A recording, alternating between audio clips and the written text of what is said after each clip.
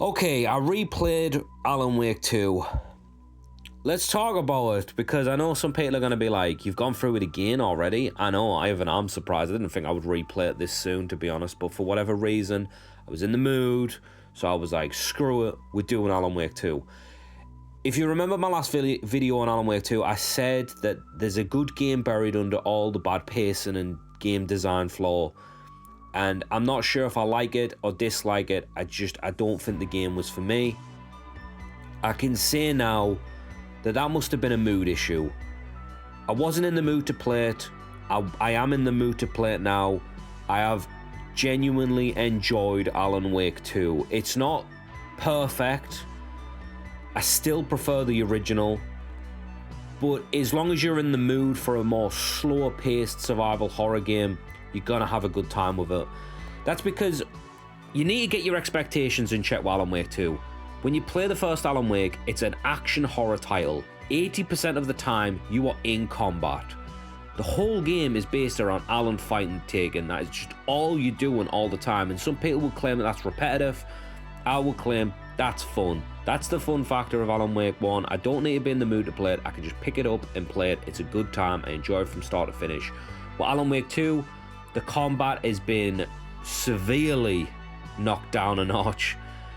And for the most part, you're going to be walking around, talking to people, doing cutscenes, exploring the environment, which isn't too bad, to be honest, as long as you're looking for like secrets and whatnot, I guess. But you've really got to be in the mood for that type of game. When it comes to combat, the combat is good in Alan Wake 2. Genuinely, it's good. But there's some jank here that I really don't like. For example, when you get knocked to the ground, you're kind of trying to get up. The camera will spin for some reason and you'll be facing a direction. You're like, whoa, I'm really disorientated. I don't know which way I'm facing right now. What just happened? It does it a lot. Some of the weapon wheel manager, it's not a weapon wheel, it's like, it's run on the D-pad, so up, left, right, down is a different weapon depending on what you've mapped to it. But you double tap as well, so double up, double right, double left, double down. It just doesn't work. I get the idea of what they were going for here. It doesn't work. It should have just been a weapon wheel. It should have slowed down time when you went into it and let me pick my weapons. That would have been way better if you're going to do it like that. Also, if I press Y and I go into my menu to look for stuff, to like get a health item or whatnot, I expect the game to pause. Why does it not pause? People will be like, oh yeah, that's cool though, that's like in real time and whatnot. No, it's so clunky trying to heal in Alan Wake 2 that it's just not worth it half the time. Just keep fighting with absolutely no health. Keep in mind, you get hindered. The lower your health is, the character will start limping and being extra slow, so you've really got no chance to survive. You will die. I don't know why games do that. I think it's counterintuitive. It's very irritating. Nearly every survival horror game on the planet does that, and it's super annoying. I get what you're going for, but how am I meant to survive if I'm literally on one hit? I'm gonna die. I can't get my health items out because the controls are jank. You've killed me. It's just very annoying. I don't think that needs to be in the game. Story, really good. I feel like Alan gets the better parts this time around. Really weird, right? Because when I originally played it, I thought Saga had the better moments. I did. And she kind of does. She feels like the main character. She gets all the boss fights. She gets all the better exploration. But I feel like for a creepy atmosphere, I feel like Alan gets all that. I do.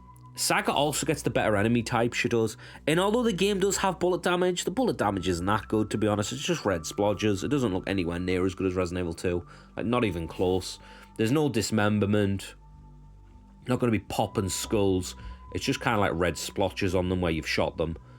Alan doesn't really deal with that. He deals with like the same kind of enemies, but they just kind of disintegrate after you kill them, which kind of makes sense, I guess, where Alan is in the story compared to where Saga is. Alan also gets these shadow enemies that just like walk around and just disintegrate as they touch light, and it's just kind of like, I don't know what they're meant to be doing, to be honest. They're there for creep factor, I get it, and like you walk past them and they'll be going, Alan, and it's like, alright, calm down.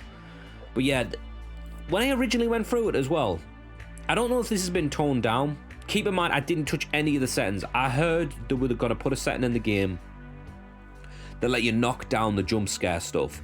I'm a fan of jump scares. I need to make that clear. It's very, very rare I jump from jump scares. And Alan Wake 2 failed at every single one of them. They were terrible. They're still terrible.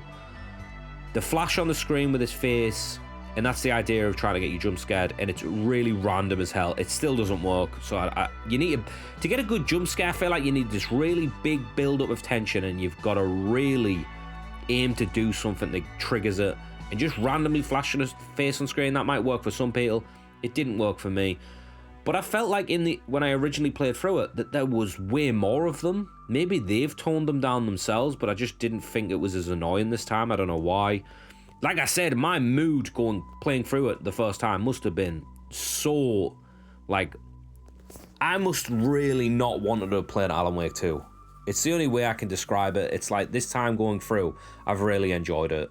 When I first played it, I was just like, I can't be arsed playing this game. Maybe I should have just stopped. Maybe that video shouldn't have been made, but it's just what I felt at the time. And I still stick with some stuff. Like, for example, Saga's mind play stuff, that is just real shitty design. I'm sorry. Remedy, don't do that again. That mind play stuff is lame. And listen, Alan's isn't that bad. Alan's is essentially just change the environment. So you jump in, you jump out, that's it. With Saga, you've got to put these stupid pieces of paper on a notice board, and then you've got to profile people. So you sat there watching cutscenes after cutscenes, having Saga explain something that you've already worked out in your head. It's just lame. Do it real time. The original Alan Wake, the whole time you're running through that game, Max Payne's the same. Alan is talking to himself. He's telling the story as he goes. Why can't Saga do that? Why have I got to pause the game, go into this silly little box area and go through profile and go through notice board stuff? It's just killing the pacing. It's fluff, it's padding, and it doesn't need to be there. It stretches the length of the game out. Really didn't need to be done. And I get it, we're in an era where people think the length of a game is its quality, which is just absolutely insane to me. Alan Wake goes on for about 15, 16, 17 hours. Could have been 12, to be honest. It didn't need to be that long. I'm not saying the gameplay itself, like the bosses, the environment exploring, the combat, I'm not saying that is padding and that needed to be toned down. All of that I enjoyed. Anything to do with Saga's mind place, get rid of it. And at the end, for Saga, she does a big, massive mind place bit that goes on for ages. We're putting stuff on a notice board. It's just at that point, you're so sick of the mind place. Why make me do that? That is just horrendously designed. I cannot stand that.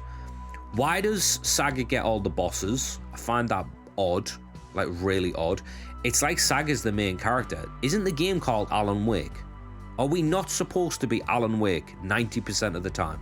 Really odd.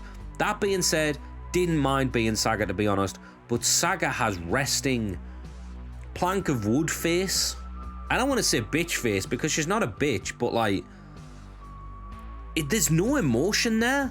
Her acting comes across a little wooden. It's not terrible, don't get me wrong, but it's not great either.